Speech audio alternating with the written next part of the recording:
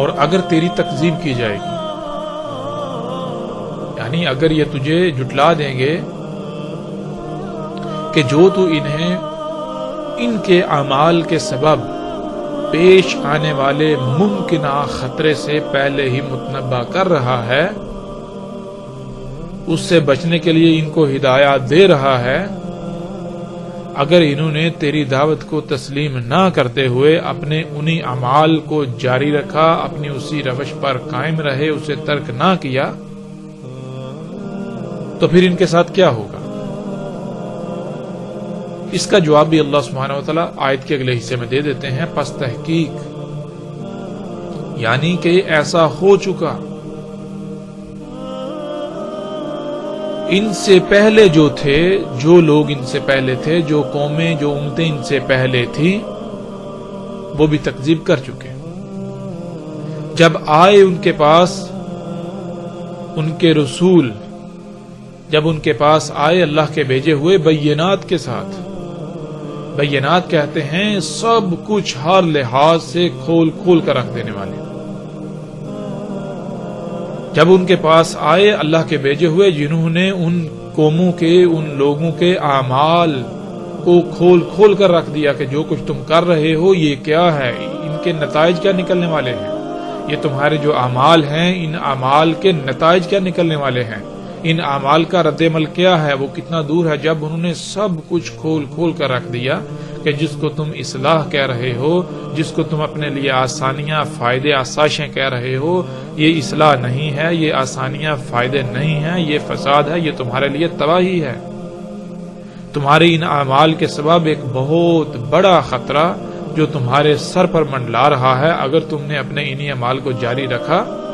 تو وہ تمہیں آ لے گا۔ تو انہوں نے کیا کیا؟ انہوں نے ان کی اس دعوت کو تسلیم کرنے سے انکار کر دیا اور اپنی اسی روش کو برقرار رکھا، اور وہ آئے زبر کے ساتھ اور کتاب المنیر کے ساتھ۔ زبر کسے کہتے ہیں؟ زبر کہتے ہیں ٹکڑوں کو۔ جو اللہ کے بھیجے ہوئے تھے وہ کیا کرتے تھے کہ وہ اس وقت جو کچھ ہو رہا تھا، جو تباہیاں مچائی ہوئی تھی، جو فساد انسان کر رہے تھے، جو اعمال کر رہے تھے، ان کو کھول کھول کر رکھ دینے کے لیے وہ کچھ نہ کچھ لکھ کر سامنے لے آتے تھے، وہ ٹکڑوں کی صورت میں سامنے لاتے رہتے تھے۔ اور کتاب المنیر، اور وہ جو ان کے ٹکڑے تھے وہ کیا تھے؟ وہ کتاب منیر تھی، وہ ایسی کتاب، وہ ایسا کتب ہوا تھا جو بالکل روشن کر دینے والا تھا، سب کچھ واضح کر دینے والا تھا۔ تو اب یہاں یہ سوال پیدا ہوتا ہے کہ کیا ان قوموں نے، ان امتوں نے